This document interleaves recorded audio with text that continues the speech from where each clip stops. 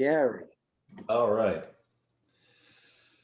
Well, before I introduce Jeff Vollmer, our speaker for the evening, I have another major announcement that if you have not heard, that our illustrious leader, Travis Good, henceforth, effective Monday, this past Monday, will be affectionately known as Gramps or Grandpa. So congratulations on the birth of your first granddaughter and first grandchild, and we hope all is well and will continue to be so. And that made it into the recording, Gary. Thank you. I waited on purpose. All right. Okay, well, it's my pleasure to introduce our speaker tonight. His name is Jeff Vollmer. Lynn Rabarzik gets the credit for Jeff being here. He sent me a YouTube video of Jeff doing one of his programs and asked me if I'd ever seen this guy. And I took a look at it and I said, no, I haven't, but boy, I'd sure like to see more. So we made contact with Jeff and have been working with him. And the result, of course, is that he's here tonight to talk about what he does. He considers himself a professional boxer, a professional who makes boxes, okay? For those of you that are having trouble keeping up here. Jeff has been doing this for a good number of years. He's in the Cincinnati area. He teaches the techniques that you're going to see tonight in a variety of formats, including he's taught at the Mark Adams School for 17 years. And if you have not had the opportunity to look at one of his YouTube videos and see what he does, you're going to be delighted. It's going to be a very entertaining presentation. So we're very appreciative of his willingness to be part of the program tonight. Jeff, I'm going to turn it over to you, and thank you for being here, and I can't wait to see what you've got for us. Well, thank you. And Travis, congratulations. One of the few good things about getting old. So I have been making boxes now for 30 some odd years, and they're wonderful. We start with basic product and then we build our way up into fancier things. You might recognize this wood as it's California Buckeye burl, one of the best woods for box making. And this is just as basic a box as you can get. It unlocks, it slides, and it opens up. Now, if you look here, you'll see that these are holes. Right here, comes through, and we put the hole back in the box. So whenever we put a hole back in the box, that's $10 extra. You gotta have some fun with people, right? They look at you like you're crazy. I can't imagine why. It's a little piece I started on a couple of years ago, and I've had more fun with this thing. Very simple, small. It opens up. We have a drawer, and you can see inside.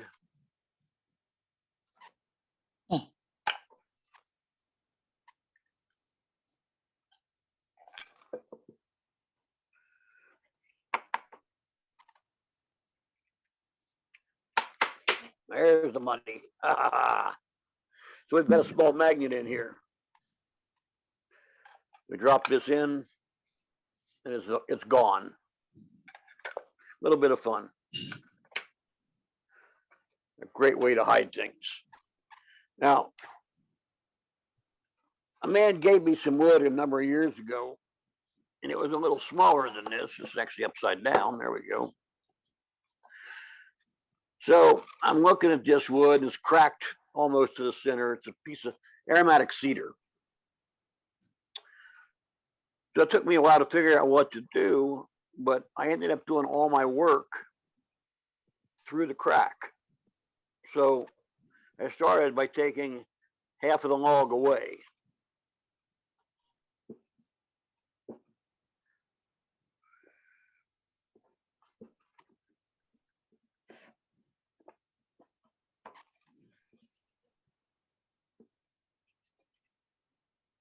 I've done all my work now through the crack. I came in through the crack. Wow. And the thing that makes the box stable is if you look, you'll see the crack ends right here, this being glued in place, binds everything together to make it a stable piece. Now this is unfinished, obviously. It's still got to be sanded some more, and it's got to be lacquered, and then it's got to get its felt lining put in it. Hey, Jeff, Yes. if you don't mind, I'm going to invite people to ask questions in the chat. And when they come up with questions, I'll ask them of you, because I can already see questions being surfaced here. And if you don't mind, I'll just Excellent. periodically send them in, okay? Yep. No Okay, problem anybody at who has all. questions, go right ahead and put them in the chat. We love questions. Sometimes I can even answer them. Good. Now, this piece here, which this is gonna be our demonstration later on, but this is 17 moves to open. It's half puzzle, half box. It's a wonderful piece made out of redwood, 4x4, and we'll get back to this. This one is its big brother. We call it the spring safe. It's a great piece. You start out with a combination as any good safe should have.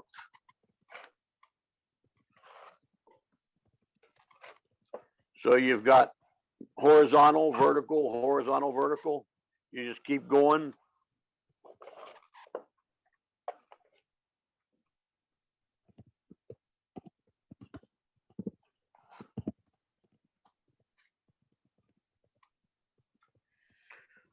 Now in this particular box, you see right here, we got to pull on that little lever. So we got a spring in there. And that opens up. And then if we tap down on our box like that, we get our last piece on this one. This one is magnetic. So when it goes in, it stays there. Yeah, we did a question pop up there. I see something. I can't read them. Lynn, if you'd like to go ahead and ask some of these questions, you know the man better than anybody. So chime right in about the background.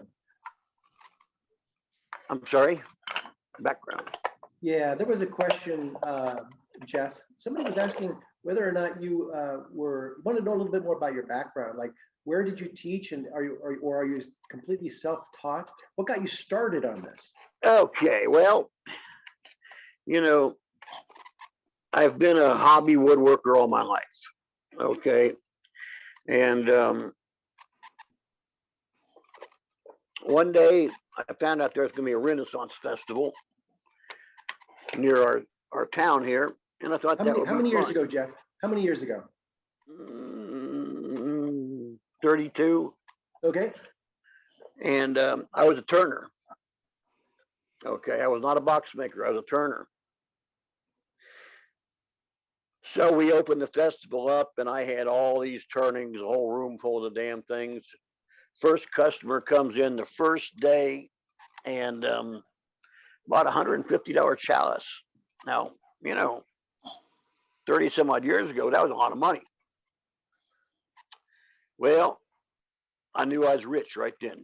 Of course, as the world really goes, 2 weekends have gone by now, 4 selling days. I had my one sale. So I was kind of fooling around with some boxes. So I went home, and that third week I made 5 very, very crude boxes. I took them to the show that next week, sold them in 45 minutes. Cool. The next week I made 5 more. Kind of doubled the price, put them out there, 45 minutes, they were gone. Long and the short of it is, that Christmas, everybody got a turning for Christmas. And I started making boxes. The company I worked for shortly thereafter went belly up. And at that point, my wife and I had just had our first child, and no one was working. And we looked at each other, and I said, well, you know, we did pretty good at those boxes at the show. Maybe we could try that. And she said, well, if you want to try it, I'll work with you. And by God, we did. And we had a hell of a good time. We did the show circuit, starting in Florida, come and work our way north, and made a nice living. Our children grew up on a blanket behind our tent at the art shows, you know. Sydney still remembers being the little kid at the art show. We had a ball. Education wise, I had friends who were very fine woodworkers, friends of my father who taught me some. But mostly it's that school of hard knocks. We've all visited that school from time to time. And Very good. Thank you. so that was pretty cool, you know. So we've got all these boxes. I'm sorry, Jeff, did we distract you on that last box? What was the story about the last one that you just pushed away to the side? Okay, well, this one here, I just wanted to show you a little bit. If you look at the tail end of this box here, okay, we've got a nice, very flush. You can hardly see the opening for that drawer. And the way I've done that is here, here, and here, Yeah. okay, and a flat bottom. So I cut part of the box off so it'll go inside. So we keep sanding it. Now you'll see how far in it goes. So we'll take the bandsaw now and cut the rest of this off. Got it. And that's how we'll get this nice look here. So it's not so obvious. Great. Also, you might want to take a nice close look here and see if you can see that there's 3 cuts the whole length of this box right in here. The entire length. Barely visible. That's the beauty of it. When somebody says, how the hell did you cut that without going through the bottom? You say, thank you.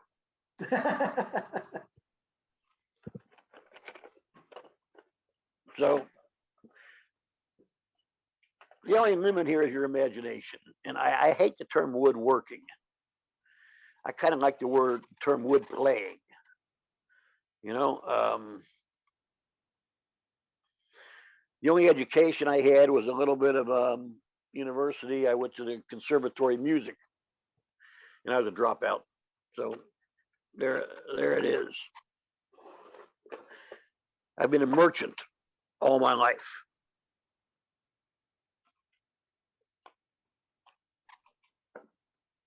Now this particular box is kind of odd.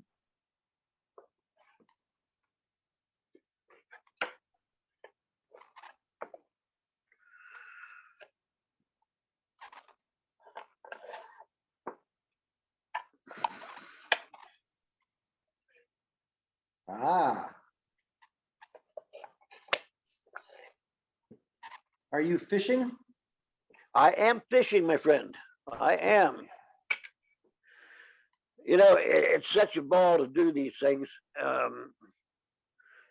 especially when you tell people there's money in there and they can't find it and they get, you know, a little bit upset, start calling you names, and you get to laugh, and smile, and show them where the money is.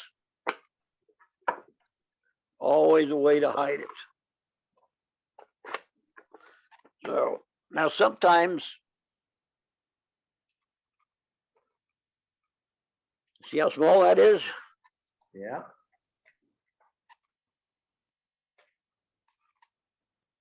There's a quarter. Point of reference. You can make puzzles.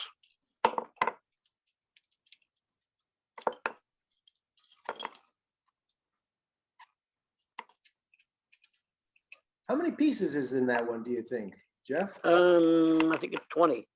Wow.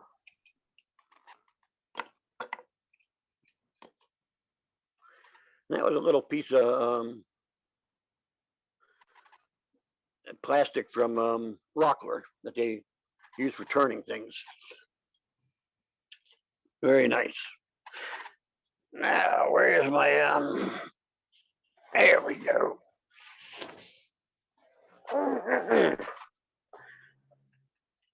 This one is a little different. This one is a round drawer box. So you start out with drawers that are round.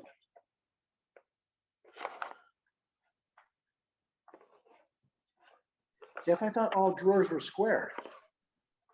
No, no, no, no, no, no, no, no, no, no, no. Now we have these special round drawers. Quite nice. So when I make one of these boxes, I always make one special drawer, which is our fishing drawer. You go fishing for the good stuff. So in this particular box, take out this drawer, put our fishing drawer in. We pull out a hidden box. Now we can go down to the bottom level, take that drawer out, get another one. And we can do the same thing on the other side. So what do we have here? We got a mess, right? Okay, we've got a drawer, a fishing drawer, the next drawer,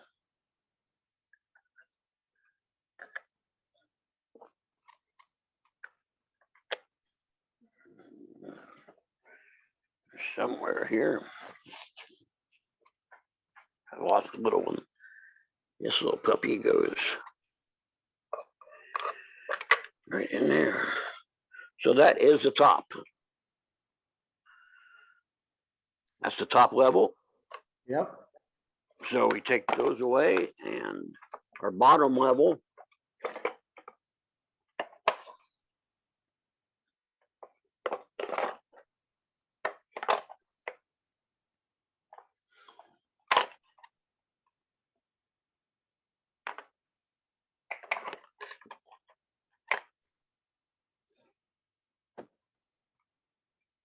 is like that. Wow. Now this all happened when I woke up at 4 in the morning. I dreamed the drawers didn't have to be straight. I went down to the shop and I made a box. It had one round drawer in it. My wife comes down, sees it. She says, really cool. She calls the newspaper. They did an article on it because nobody had ever seen a box with a round drawer in it. They got bigger and more elaborate over the years. This is kind of a cheater, what I call a cheater piece, because it's not made of one piece of wood. I've layered walnut and maple. Normally, I like to make them out of one piece of wood. But this is a box I teach, so it's faster and easier to teach this way.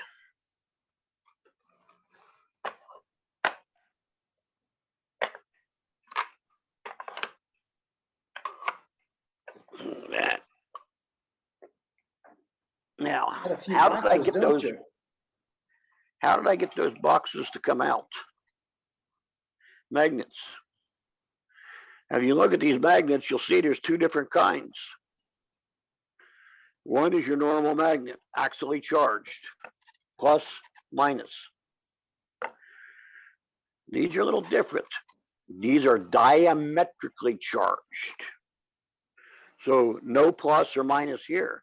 The plus or minus is on the edges. So you drill a hole, put your magnet in, so your magnetism is out here.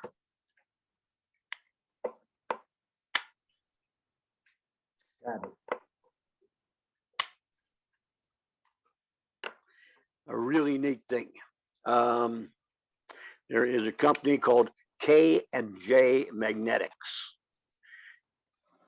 If you do anything with rare earth magnets, they have the best selection I've ever seen. They have sizes that you can't believe.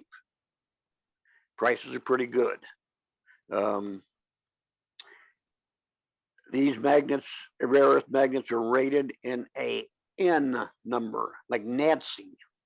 N52, most powerful they make. That's what these are.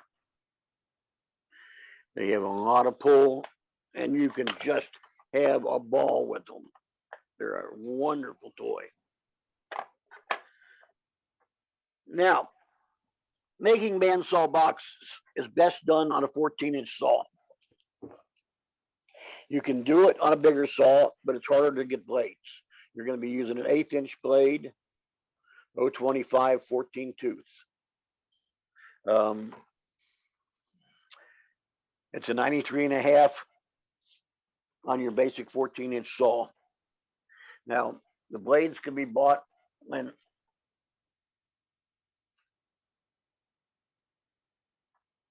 by the coil to save money. Most woodworkers like myself are a little bit stingy on the cash. So this is a 100-foot coil. This will make 13 blades for a 14-inch saw. What do you need to make a blade?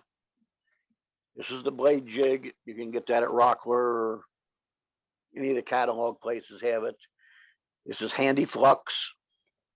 You need a torch, silver solder, and a bench grinder. This jig will allow you to make blades from 1/8 of an inch up to 1/2 an inch. You can buy all your stock in coils and save a mountain of money. 1/8-inch blades obviously don't last a long time, especially when you're cutting thick wood and making all these turns and zigzags around. So anything that helps save money at that end is wonderful. So that's the way I do it. Starrett is my blade of choice. STARRETT.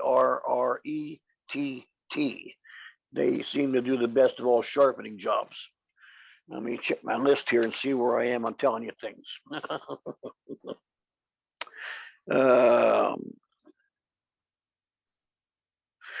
Okay, what wood is good? Now, any wood is good, but the harder the wood it is, the harder it's going to be to use to make a box out of it. The California Buckeye is made for puzzle boxes. It is the wood. Redwood is wonderful. Redwood burl is wonderful. Maple, love maple. The harder the woods, like rosewood, things like that, yeah, you can do it, but you burn blades up real fast. So, I would say not to do that. We're going to move over here to my Delta, and we're going to cut a box real quick. I call it the King Safe.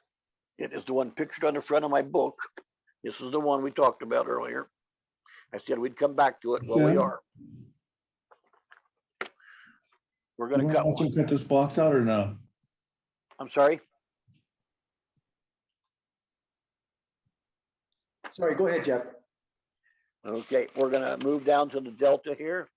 So just give me half a second to get my lazy butt up, and we're going to cut one of these out real quick and show you how it works.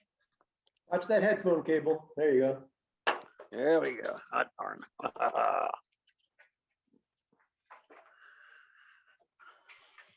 Hey, for those of you who aren't watching the kinds of comments that are showing up in the chat, they're actually really interesting.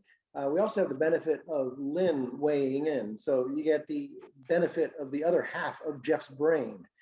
I doubt you can really stump her if you put questions in there that have to do with what we're listening to. And it makes it she has worked as well. We've worked together since we started this. So there's really nothing that she can't tell you. Cool. She's done it all. And it was a great joy to have her working with me all those years. The only reason she stopped is because we finally couldn't afford insurance like anybody. Got it. You know, so here we are. I got my saw. I got my 1/8" blade on there.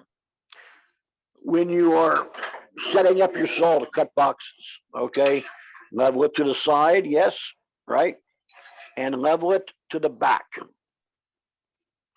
Make sure your thrust bearings, when you push that blade in, it is level both directions.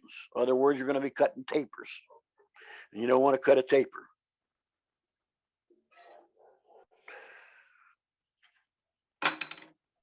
So I am not a measuring person.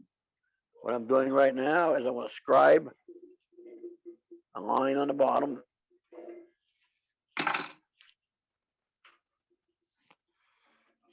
I get this thing out of the way here, and okay. So, Lynn, would you get me a little basket for this, please?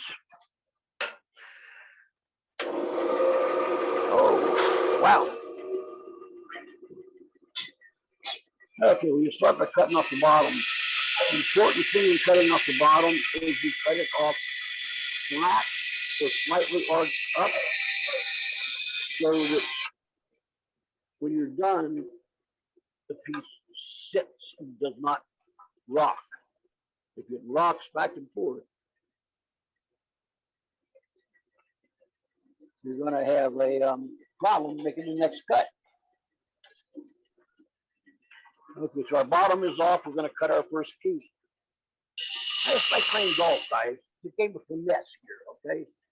It's not to be a brute strength. Okay, I'm using just my thumb here to turn the thing around like that. Ready? Pull it out.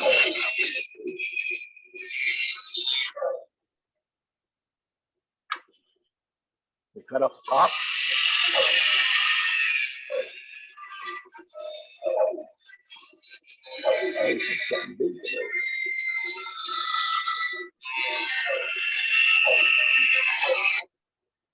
Hey, Jeff, as you can appreciate, we can't hear a lot when you're cutting, but that's okay. We'll just watch.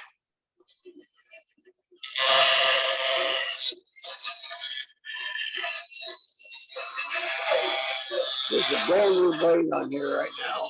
Yeah, it is not broken at all. Put the lid in half there. Okay. The next piece, the next small one.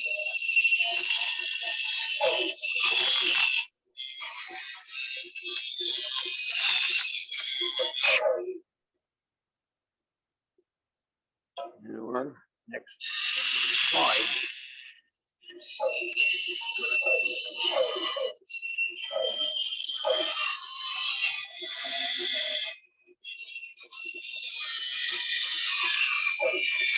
This is what I call a youth box. It's for the kids, you know.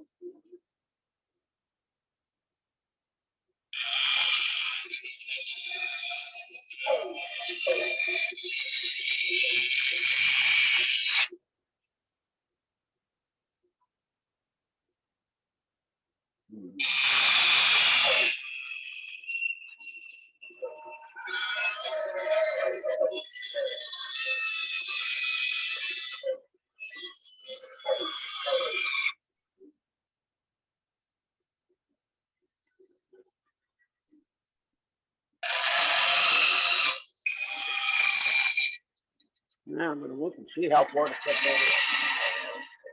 I wait till the blade disappears through that hole before I make my turn. That way I know I've got enough meat on that thing right here to make it strong enough. Hey, Jeff, how many of this particular box do you think you've made? It would be in the thousands. Wow. I mean,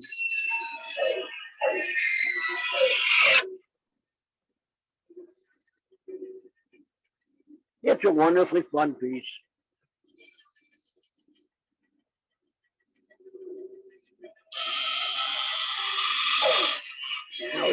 nice puzzle.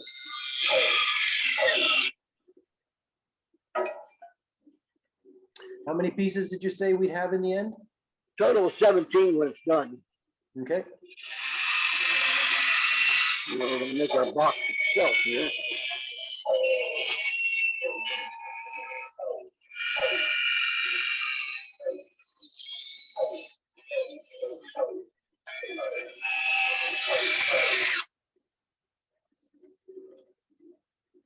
Put a pile here. Now we come in and we hollow it out.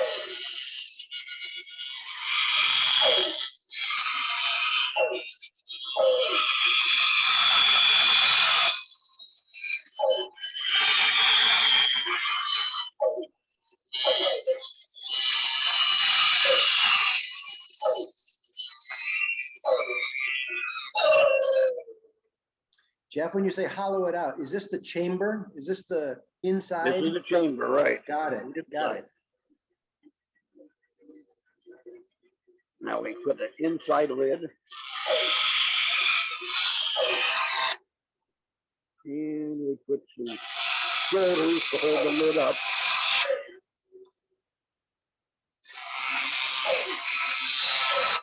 And then what I call a joiner to join it back together and make it all one piece.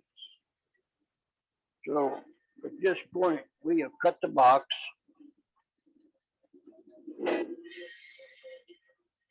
We got a boatload of pieces here.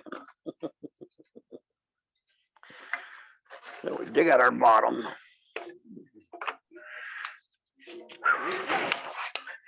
When I started teaching this, I assumed that the hard part of making a box was going to be cutting. I was wrong. The part people have trouble with is gluing. So here's our body. These are our shoulders, which will eventually get glued in. And those support the inner lid. The joiner I talked about is this piece here, and it glues in right here. Right. So as you can see, it will bind the box together tightly. Got it. So gluing it together, we put our lid on.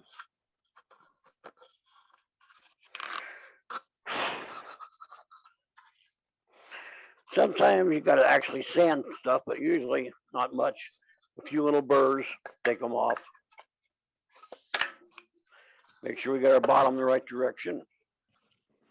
And I don't know if you guys have got one of these things yet, but this is like the R2D2 of wood glues bottles. It's called a glue bot, and it's a wonderful little thing. So your glue will come out that way. Pretty neat. When we do this, we want to take our time. We want to excite the wood fibers to make a really good joint. We don't want to be in a hurry. We're bringing over some more light now so you can see this better. So we make everything soaking wet. I hope you can see this well.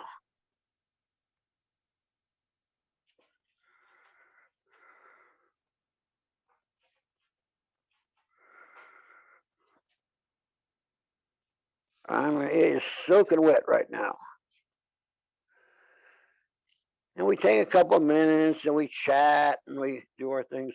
And what I'm doing right now is I'm taking the glue off of the inside and putting it on my outside edges very heavily. So I get lots of glue squeezing out. I want glue squeezing out all the way around this piece, but I don't want a lot of glue squeezing in, especially to where the puzzle is, because then the pieces aren't going to sit in there right. So like I say, we take our time and we get this is a water-based glue. By the way, I'm using What am I using? Elmer's or Tight Bond. Either one, number 1. I put that down on there, and you can see glue coming out all the way around. I have found clamps are good for some things, but sometimes ain't nothing better than a good old chuck of iron. So I'm using a combination of clamps and weights. And by the way, these are not clamps like your former governor would need. Okay, these are not Arnold clamps. These are clamps you can work with 2 fingers. They're very, very soft metal. That is how you glue one of those up, and you just let it set. You don't wipe the glue off, let it set out there, and when you're done, you will have a virtually seamless piece. Like I say, when people ask you how you did it, how cutting off the bottom, you say, thank you. I did cut off the bottom. I just put it back on well enough that you can't see it. Yeah. So, having said all this and talked about all this stuff, I'd like at this point to talk about something really neat and new. Being a puzzle box guy, when I saw this new saw, I couldn't believe it. The new saw is Swiss made. It's called the Pegas Scroll Saw Bandsaw. So let's go over to the Pegas and have a little bit of fun. I'll show you what it can do.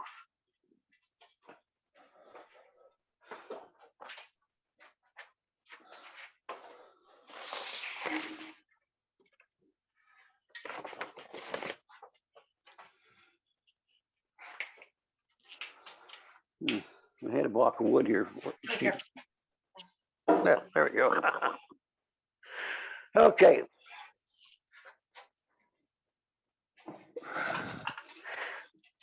This is a Pegas saw. And see how well you can see this here. Looks like thread. Okay, here is our 1/8" blade.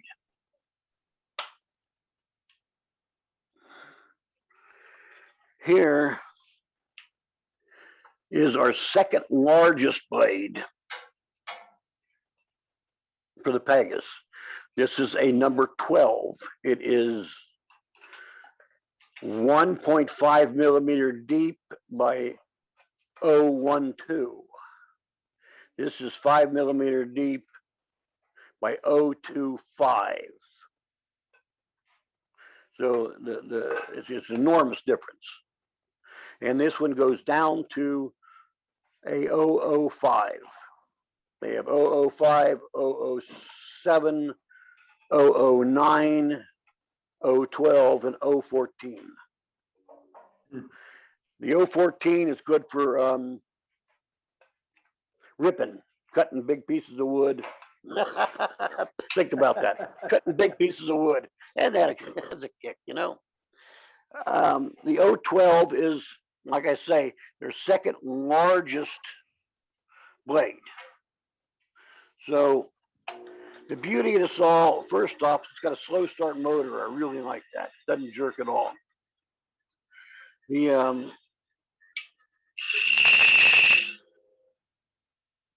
It's hard to imagine using a bandsaw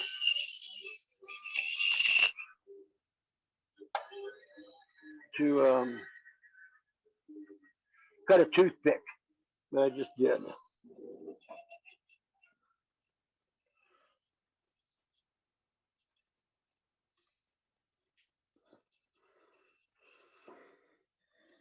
Yep, lost it. Where did she go? Up there she is. and your toothpick. So That's tight. that is tight. That is tight. That is really tight. But I mean, when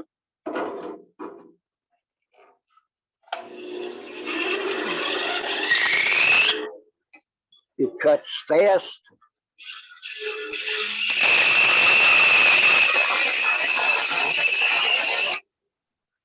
the blades don't break.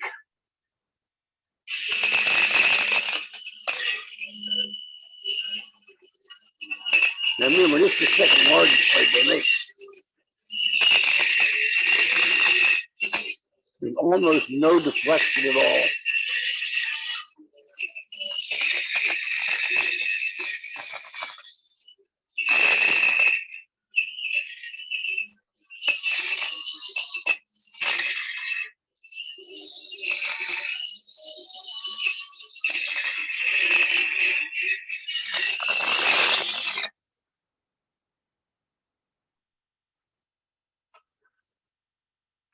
Oh my.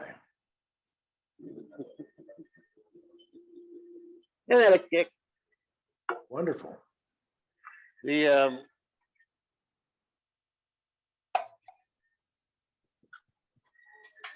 wood comes out almost sanded, just like you were cutting with a scroll saw. It's truly the most amazing thing I've ever seen. When I first saw it, it was at Artistry and Wood in Dayton 2 years ago, and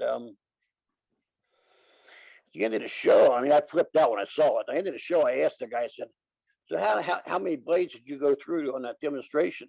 You were cutting all day, every day, 2 days straight.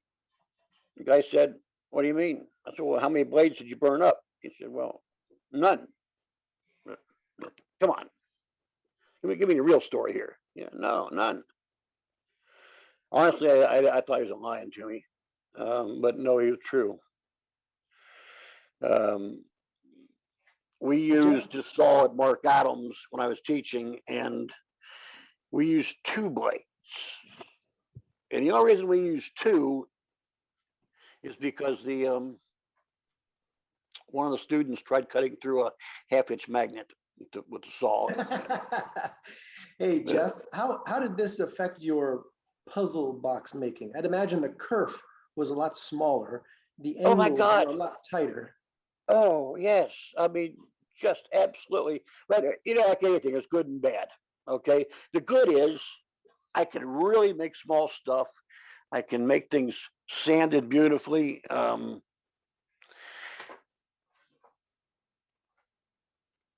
The downside to it, I guess, is it requires a little finer skill set, obviously, because especially in the round drawers, because you've got less room to screw up. You know, you're not taking out as much wood. Yeah. So your cuts really have to be much more accurate. Yeah. But there is nothing like this in the world, and it is available right now. There's a company, Bear Woods. You can look them up. Where my sheet go? There they are. Bear Woods is in its email is service@bearwood.com. Website BARE? www.bearwood. They are the distributors of the saw. They're in BC, up in Canada. If you call them and use the code word Bandsaw, that's a trick, you get $75 off the saw right now. That's Very a deal nice. they gave me. Trying to find my other piece here. Where'd it go? Oh, I got so many things here. Oh, here we go. I tried this the other day just to see if it would work, and I was, I haven't finished it yet, but I was really shocked. This is soapstone, and I mean, I haven't finished it, but you can make a hell of a box out of stone. Wow. Are you going to diversify into stone now? Oh, I am. I'm going to make stone boxes. They're going to be so cool. You know, I mean, why not? Yeah. Just something different, something to try. But the book I wrote, which is Puzzle Boxes, you can get as an ebook on Amazon. I've put most of that book on video on YouTube, showing how the pieces are made. So that should help people a lot if they just pull my name up on YouTube. They'll find a lot of wonderful things. Hey, Jeff. Yes, sir.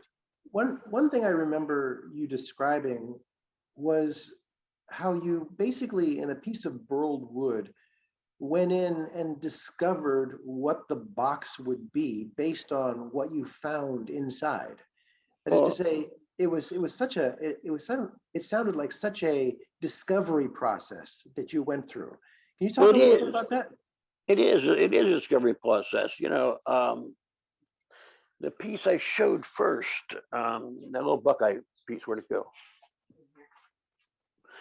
She's getting it. When you get inside wood, sometimes you get surprises. We all know that. We've been there. The thing is to turn that into something positive, okay? And again, in this particular piece, let's see if we can get a close-up on it here. We have a big hole in here. Now, until you start cutting, you don't know what that's going to do inside. It could expand, it could do a lot of things. So there's that same hole. Yep. And this one over on this side, you couldn't see. Big hole here. See it right there where my finger is. Yep. So I cut those pieces back out where the hole ended. Now, sometimes the hole goes all the way through the box, in which case I put it back. I hollow the hole, I cut around the hole and clean it up and put it back in the box. Yeah. Okay, because every piece has something special about it. And when I have a hole and I put it back in the box, that's $10 extra. Right. A hole is worth $10. So if it's got 2 holes, that's $20. And one of the best things about that is the look on people's faces when you show them that, because they're thinking, this guy is out of his freaking mind. Why would anybody do that? Well, the answer is because I could. You can't. Maybe a little of a smart aleck conceited thing, but and obviously your wood has to be dry for this. These are mechanical pieces. If they warp, they're garbage. So I take a lot of care in drying my wood. Now, one of the greatest secrets I found in puzzle box making is in the pre-finish, not the finish, but the pre-finish. Okay. When I first started this, I was going to art shows and I was getting a lot of broken boxes. You got kids in there and they're grabbing on things, pulling on things, and they're breaking pieces. And it was costing me a lot of money. So I started using Danish oil as a pre-finish. Now, when I say I started using Danish oil as a pre-finish, I have a tub. I throw everything in the tub and let it soak for a couple of minutes in the tub. Then it goes on a drying rack, which is sloped and drips back into the tub. And it'll dry for a couple of hours. By the time it's done drying, there's almost nothing left to wipe off. It's all gone into the wood. I found that Danish oil hardens the wood so much so that I haven't had a broken piece in years. Excellent. And it went from 1 to 2 per day at a show to 0.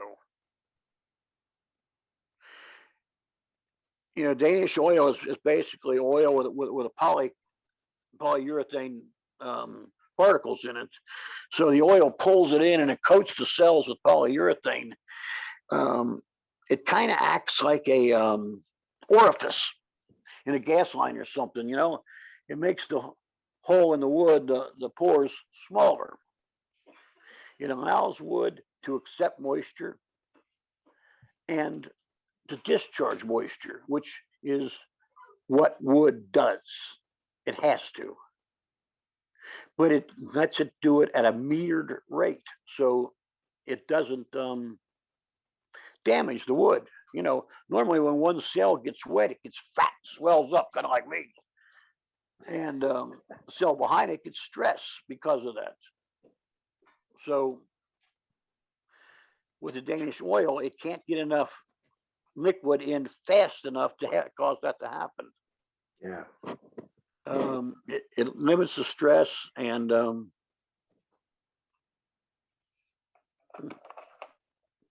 you don't have to worry about the warpage so much. I've had about 2 or 3 boxes warp on me in 30 years, and that's a pretty damn fine average. I'm proud of. Yeah, that's great. Hey, Jeff, would you be willing to take some questions from the audience? I would love to. Okay, great.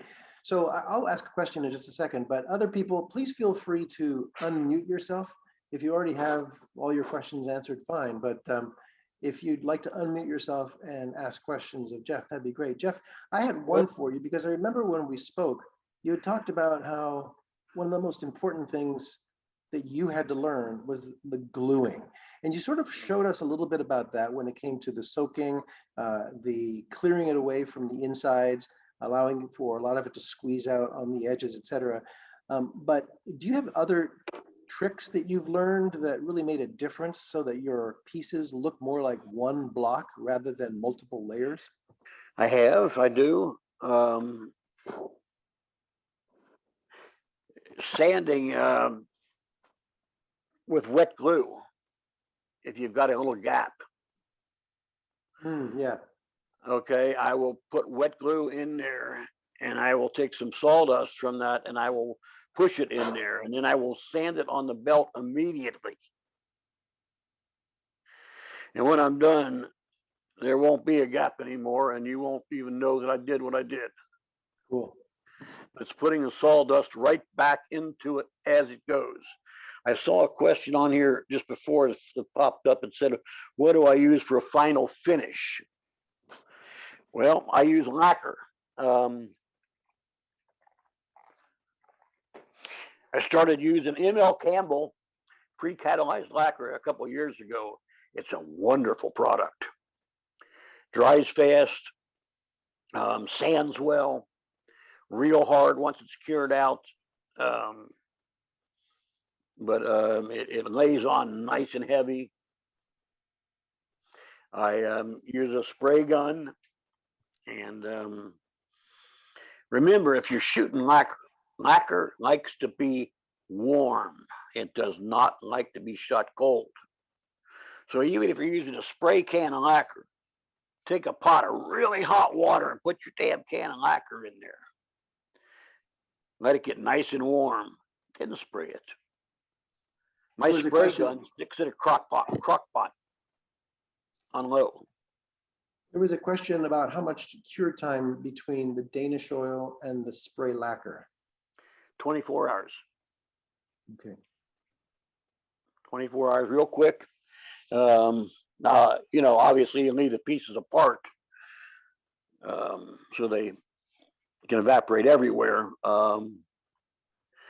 But yeah, we will dip them one day and lacquer them the next.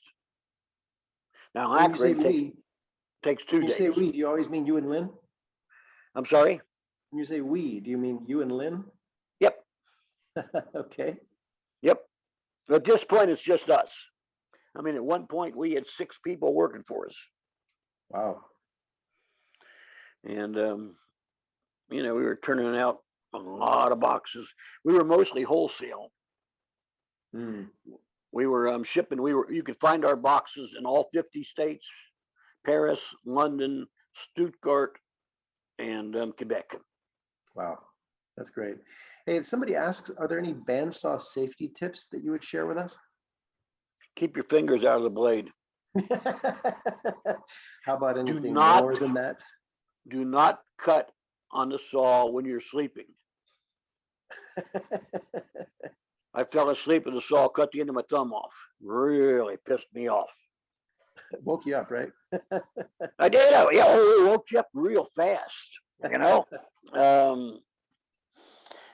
you know, a bandsaw, especially with these small blades, is about the safest tool you can operate. I don't know if how much you know about Mark Adams' school, but Mark Adams' school has a 3-inch rule. Your hand will never be closer than 3 inches to a moving blade. When I came in to teach the first class, I thought Mark was going to have a coronary. He saw me working, and my hand was 1/8 of an inch from the blade, as were my students. So we broke his rule. He forgave me because, you know, you really have to work hard with these small blades to injure yourself. I'm not saying you can't do it. Now, when you get into a bigger saw with bigger blades, that's another story. But, you know, like I say, don't sleep when you're cutting. Keep your fingers out of the blade. That's pretty much it, you know. Okay. Now, I've taken away pretty much all the safety features on the saw, as I always do. The things they make you put on there that you just have to take them off because you actually want to use the tool. But it's a wonderful thing, as one of my students would say. It's just a wonderful thing.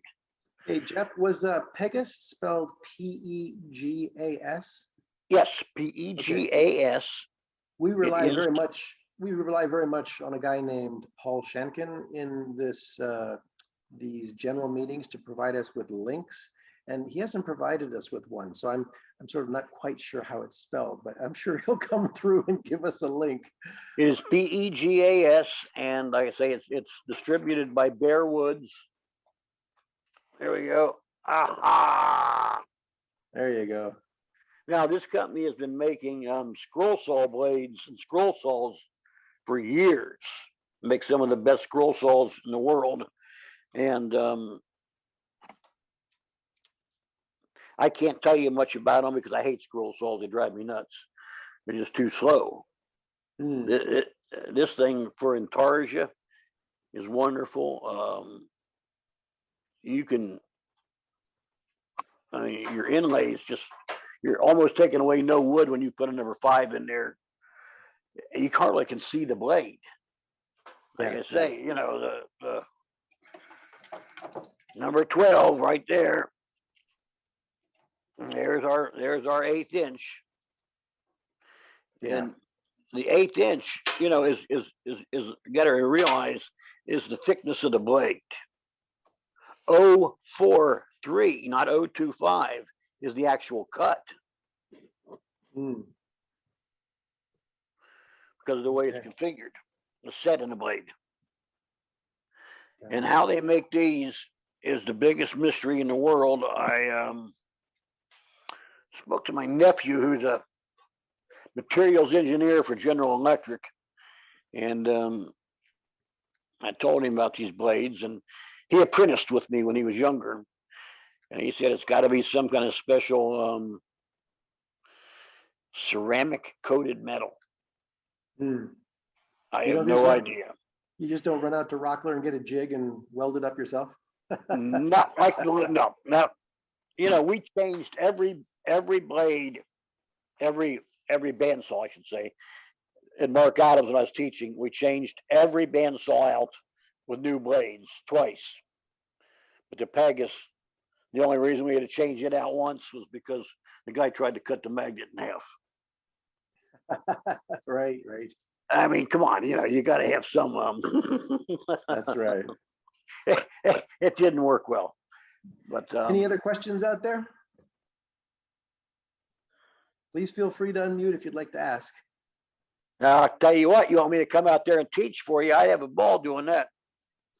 Jeff, talk a little bit about your class at Mark Adams. You were telling me about how quickly the students picked that up. Oh, it was wonderful. Well, I started teaching these week-long classes a few years ago, and I had them make 3 boxes of my design, and then I let them go and just gave them wood, and oh my God, it was like little kids in a playground.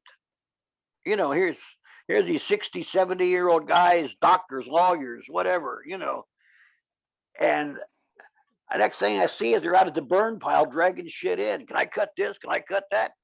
Yeah, So we had 10 people because the COVID was, the classes were a little reduced, obviously.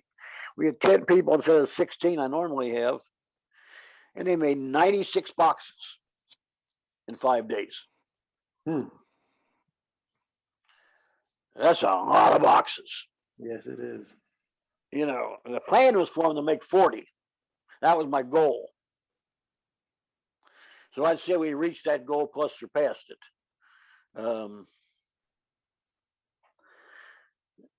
But everybody just had a ball. That's why I say I don't like calling it woodworking. I call it wood playing. Well, that's great. Come on, this is supposed to be relaxing time, man. This is our fun. Yeah. So, okay. I got a question. Is your book available in hard copy at all? I'm not hearing that well. Try it again. Is your book available in hard copy? Yeah, it is. If you look on eBay, you'll find it. Now, I hate to tell you what you're going to pay for it, but it's become a collector's item. The first edition is hardbound with a video in the back, a DVD. Okay. If you can get it for 100, you're getting a hell of a deal.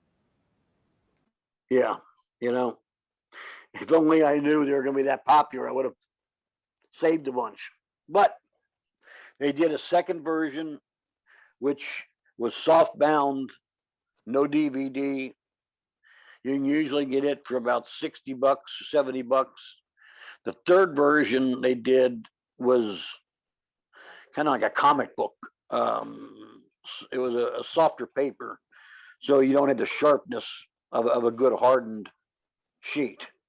So the third one was not particularly a proudful piece, but the first and second are excellent, pieces to have.